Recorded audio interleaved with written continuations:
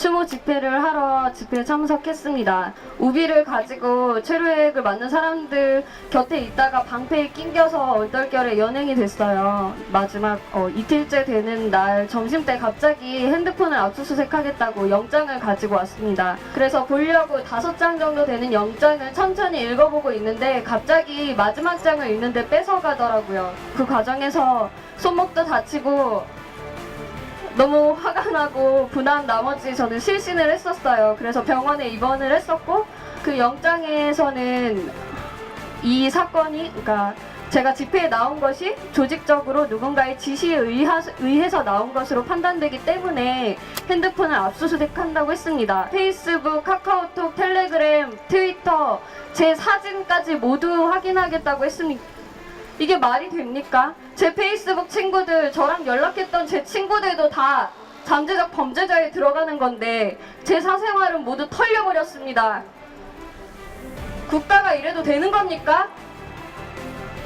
시민들의 사생활이 지켜주진 못할 망정 왜 저희 부모님도 한 번도 본 적 없는 핸드폰을 경찰이 함부로 봅니까?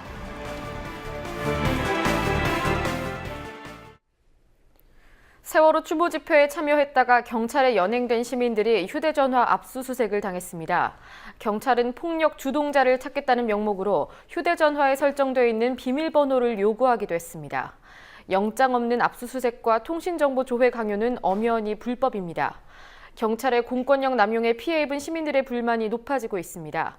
김종은 기자와 이 사안 살펴보겠습니다. 안녕하십니까? 경찰이 세월호 집회 때문에 연행이 됐던 사람들의 휴대전화를 마구잡이로 압수수색했다 이런 얘기가 있더군요. 네, 지난 주말 세월호 참사를 추모하는 범국민대회가 있었습니다.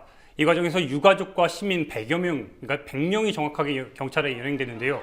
경찰이 연행자들의 휴대전화를 마구잡이로 압수수색해 문제가 되고 있습니다.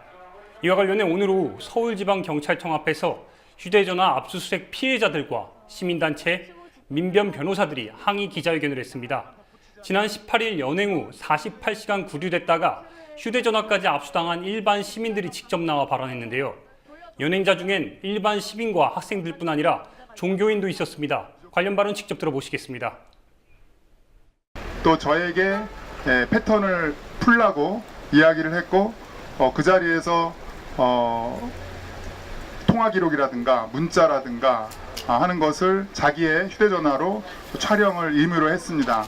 그리고 나서 곧장 그 휴대폰을 압류 물품으로 밀봉한 것이 아니라 저를 다시 입감을 시키고 나서 한 30-40분 후쯤에야 휴대폰을 유치장으로 가져와서 봉인을 했습니다. 그러니까 그 사이에 경찰이 제 휴대전화를 가지고 어떤 범위까지 봤을지 알 수가 없는 것이죠. 이상. 예, 압수수색 이유가 있어야 될 것 같은데 앞서 보신 대로 보면 일반 시민이라던가 천주교 신자 이런 분들이 연행이 되고 또 휴대전화가 압수수색됐다는 말이죠. 그 이유가 뭡니까? 네, 지난 18일 그 추모 집회 때 유가족을 포함해서 앞서 말씀드린 대로 100여 명이 연행됐습니다. 유가족 21명, 일반 시민 79명인데요. 현재까지 집계된 바로는 경찰은 연행된 시민 가운데 42명의 핸드폰을 강제 압수수색했습니다. 일반 시민 연행자 중 과반이 넘는 수치입니다.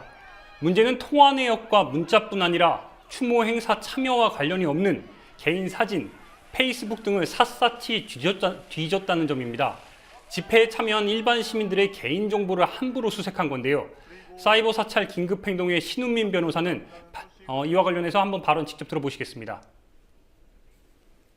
과연 집회 현장에서 해산명령 불응죄 그리고 일반교통 방해죄가 고작 2가지 혐의를 가지고 개인의 휴대전화를 바로 압수할 수 있는지에 대해서 변호사님께 많은 분께 여쭤봤더니 다들 좀 황당해 하십니다.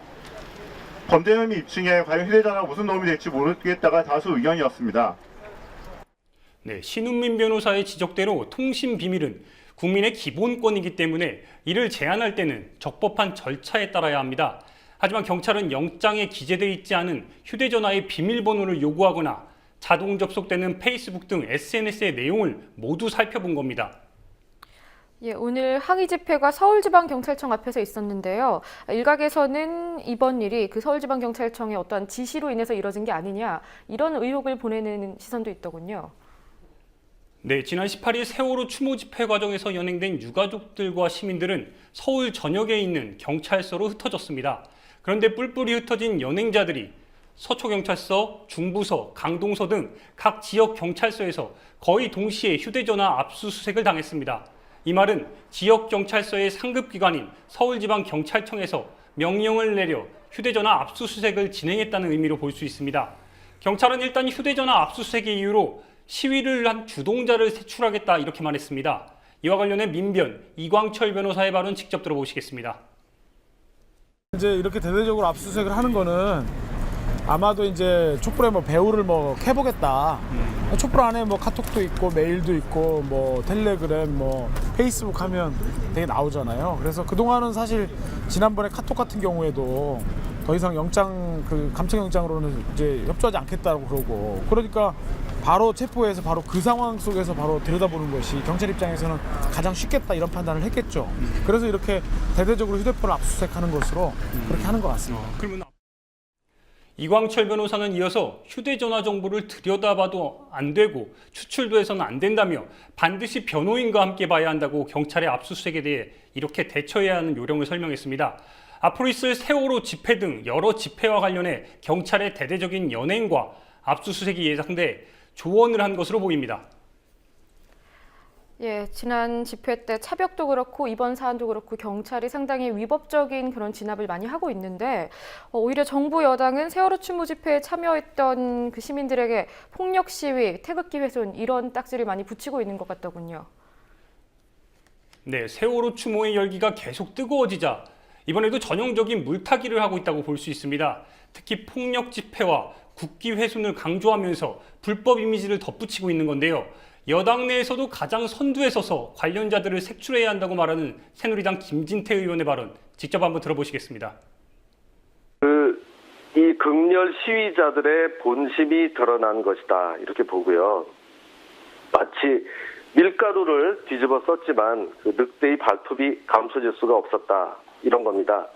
겉으로는 세월호 유가족들을 같이 슬퍼해주고 위한다는 명목하에 이런 우리 정말 대한민국을 부정하는 세력들이 있었다는 거죠. 결코 우발적인 사건이 아닙니다.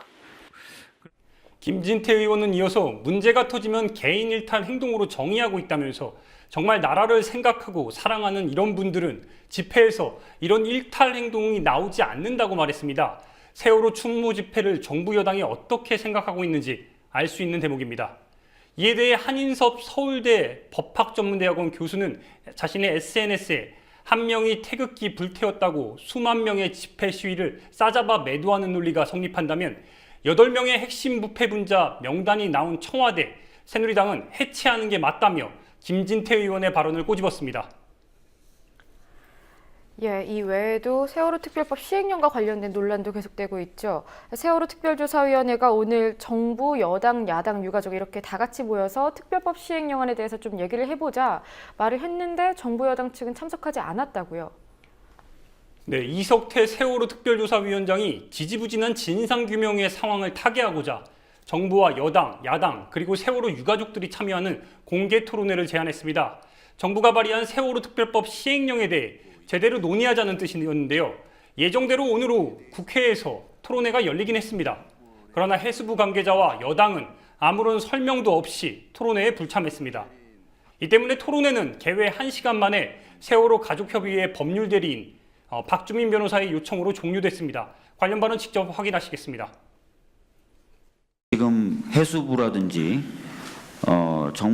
정부 쪽이나 여당 쪽에 자리가 비어 있습니다. 틈만 나면 해수부 쪽 장관이나 공무원들은 가족분들의 의견을 전향적으로 수용하겠다, 듣고 있다, 뭐 이런 식의 얘기들을 계속 하고 있습니다. 하지만 공식적으로 가족분들의 의견을 물어본 적도 없고 들은 적도 없습니다. 그래서 지금 여기서 토론회를 좀 정리를 하고 특조위에게 요청을 드리는 바는 다음에 제대로 한번 다시 해수부라든지 정부 여당이 참석해서 진짜 가족분들의 의견을 듣고 특조위의 의견을 들을 수 있는 정부 여당 측은 진상규명과 관련해서 희생자 가족들의 의견을 최대한 반영하겠다 이렇게 거듭 말해왔는데 불참한 이유가 뭘까요? 네, 어제 유기준 해수부 장관이 세월호 인양을 결정하는 발표를 하면서 세월호 희생자 가족들의 의견을 최대한 반영하겠다고 말했습니다. 가족협의회도 유가족들의 참여를 가장 강조했는데요. 유가족들이 왜 그 부분을 강조했는지 하루도 지나지 않아 확인됐습니다. 민주연합 유성엽 의원의 발언 한번 직접 확인하시겠습니다. 이 특별법 시행령의 재정 주체가 결코 해수부가 되어서는 안 된다. 그건 뭐 아주 상식적으로 쉽게 말씀을 드려서 이 특별법 또 특별법에 근거한 특별조사위원회가 가장 1번 대상으로 삼고 있는 공공기관은 해수부입니다. 그래서 조사 대상의 가장 주된 기관인 해수부가 이 특별법 시행령을 제정을 담당한다라는 것은 정말 이건 어불성설을 한 일이다.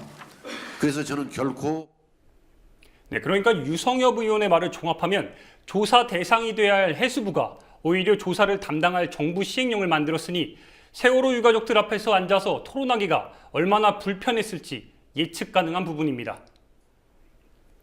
예, 김종훈 기자 수고하셨습니다.